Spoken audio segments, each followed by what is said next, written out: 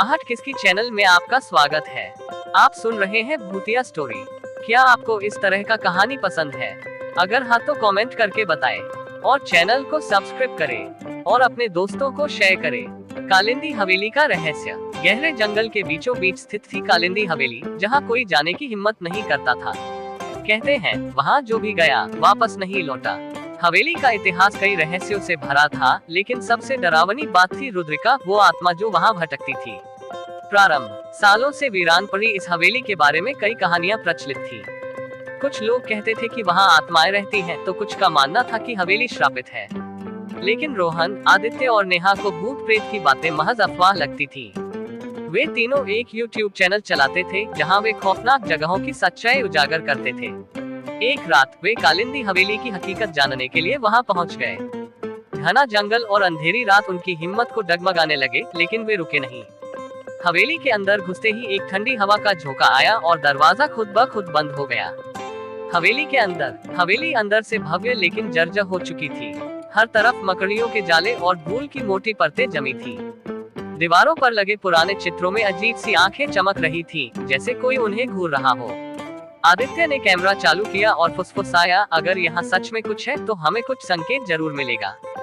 जैसे ही वे आगे बढ़े, एक पुरानी घड़ी अचानक खुद से चलने लगी और टनटनाने लगी। तभी एक और दरवाजा अपने आप खुल गया, मानो उन्हें अंदर बुला रहा हो। नेहा ने धीमे स्वर में कहा, मुझे ये सब अजीब लग रहा है, हमें यहाँ से निकल जाना चाहिए।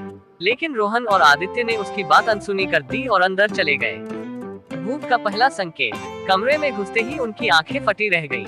वहाँ जमीन पर किसी ने खून से लिखा था, वापस चले जाओ वरना मर जाओगे। अचानक एक जोरदार ठहाका गूंजा। रोहन ने टॉर्च घुमाई तो सामने एक परछाई दिखाई दी, जो धीरे धीरे एक महिला की आकृति में बदल गई। उसका चेहरा विकृत था, आंखें गहरी काली और उसके लंबे नाखूनों से खून टपक रहा था। नेहा चिल्लाई, भागो, लेकिन दरवाजा फिर से अपने आप बंद हो गया।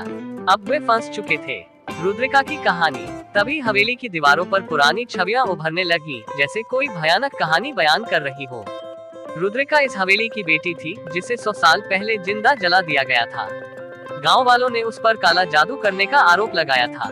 मरते समय उसने कसम खाई थी कि वो हर उस इंसान को मार डालेगी जो उसकी हवेली में कदम रखेगा।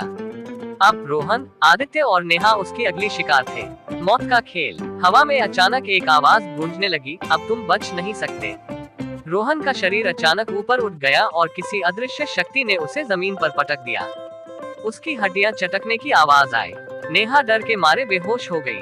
आदित्य हिम्मत करके दरवाजे की तरफ भागा, लेकिन एक अदृश्य दीवार ने उसे पीछे धकेल दिया। तभी रुद्रिका जमीन से निकलकर उसके सामने आ गई। उसने धीमी आवाज में कहा, तुमने मेरी नींद तोड़ी है, अब मैं तुम्हें चैन से नहीं मरने दूंगी। अंत। सुबह होते ही गांव वालों को हवेली से चीखने की आवाजें आनी बंद हो गई। जब कुछ बहादुर लोग अंदर गए, तो उन्होंने देखा रोहन, नेहा और आदित्य की लाशें हवेली के बीचों बीच पड़ी थी।